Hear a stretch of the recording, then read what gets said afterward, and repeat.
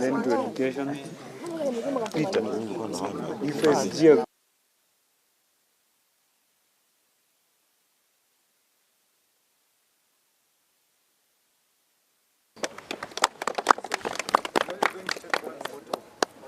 What to do at what time? Pull down, I think we are misbehaving. Msongori. Okay, give me that speech. I would like to start my statement by picking up from the second last sentence of my last social media post. It's a statement from our national anthem. May we dwell in unity, peace, and liberty. Unity is what these 47 presidents of county student associations representing 100,000 plus young people from our TVETs, colleges, and universities have demonstrated today by coming together. What is unique about these groups is that they have created systems and structures that combine national and county governments, all the way from having ward reps, constituency reps, cabinet secretaries, and these presidents. They are challenging themselves to understand how leadership and governance works, because in the next few years, they are the next MPs, the next CEOs, the next founders of organizations. Each one of these young people has put behind their own individual ambitions and desires to combat challenges facing their counties, such as quality education, arts, sports and talent promotion, mentorship, and the like. They are organized and have come together with one accord, in common bond, united. I know this because I have interacted and worked with some of you for the past year or so, and I'm very proud of your achievements thus far. Peace is something that has been far from us in recent days. It is something that we are praying for and leading the front in attaining as young people. This is why we stand against the particular protests that have shown no leadership from young people, but rather a push from dark forces to create chaos in a country that we so love. Looted businesses and many days of operation lost for profit-making organizations and community-oriented companies are so disheartening. One of the ways out of poverty is entrepreneurship and business, something we're encouraging our young people to engage in, and something we have to strongly safeguard. I mean, how else will plenty be found within our borders? Liberty is our expression of freedom. We have freely used our voices and platforms to be a part of current affairs. I say we, because I stand before you today, not just as the president's daughter, but as one of you, a young Kenyan passionate about our country's future. I hear your voices, I understand your concerns. The challenges we face as a generation are real and pressing.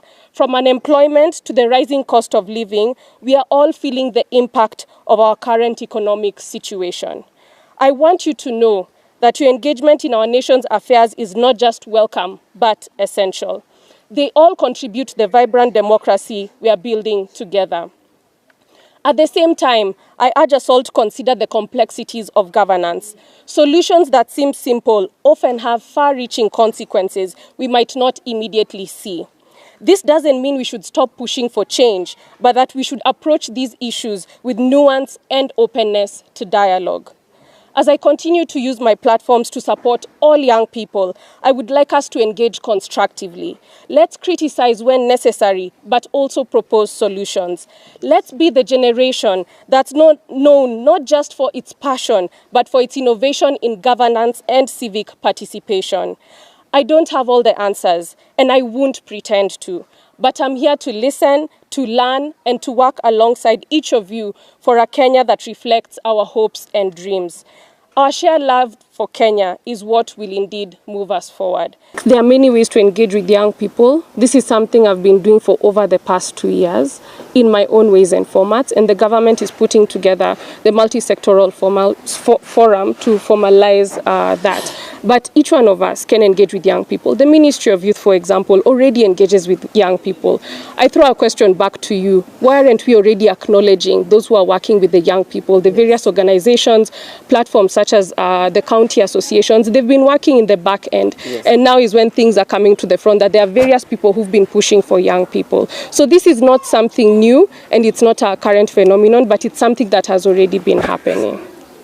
What we are saying as young people is we won't allow anybody to use our name to misalign us and to put us away from the right support that we need. Because for us to flourish as young people, we need support of the private sector, the public sector, the government, and that is why we have to stand behind our current government. We are the county presidents of the comrades. We, the county president of the comrades, have seen our members being dubbed as faceless, tribeless, and fearless. But they are equally not leaderless, reckless, and structureless. That being said, we have agreed on the following. We have accepted and welcomed the National Dialogue Forum proposed by His Excellency the President. We appreciate our President for taking the issues of the comrades with such genuine gravity and seriousness, and for that reason, we accept dialogue and remain available to engage over long term. We are privileged to have the opportunity to interact, to interrogate and discuss for the matters of students, education, and foster a cultural interchange between us, between any stakeholder in the education sector, and above all, to create a generation that is educated and above all, give a public civic education to all the generation. What we are saying as young people is we won't allow anybody to use our name to misalign us and to put us away from the right support that we need. Because for us to